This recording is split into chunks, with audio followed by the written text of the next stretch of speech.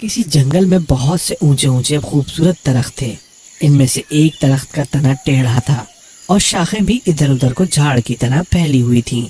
ٹیڑھا درخت ایک دن اپنے دل میں کہنے لگا، جنگل کے دوسرے درخت کیسے سیدھے اور خوبصورت ہیں، مگر میں ٹیڑھا ہوں۔ کیا اچھا ہوتا اگر میں بھی اور درختوں کی طرح سیدھا ہوتا اور خوبصورت ہوتا۔ اس ٹیڑھے پن نے میری شکل بگاڑ رکھی ہے۔ ٹیڑھا درخت اس طرح بہت دیر تک اپنی حالت پر افسوس کرتا رہا۔ ابھی زیادہ دیر نہ ہوئی تھی کہ ایک بڑھئی اس جنگل میں آ پہنچا اور اپنے ساتھیوں کی مدد سے جنگل کے درختوں کو کاٹنے لگا۔ اس نے اونچے اور سیدھے درختوں میں سے ایک کو بھی نہ چھوڑا، سب کاٹ ڈالے۔ ٹیڑھے درخت کو دیکھ کر بڑھئی بولا، یہ درخت ہمارے کام کا نہیں ہے، اس سے میز، کرسیاں اور دوسری چیزوں کے لیے تختے نہیں نکل سکتے۔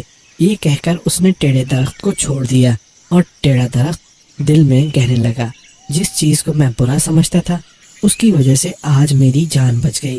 سچ ہے، خدا نے کوئی کام بے مصلحت نہیں کیا۔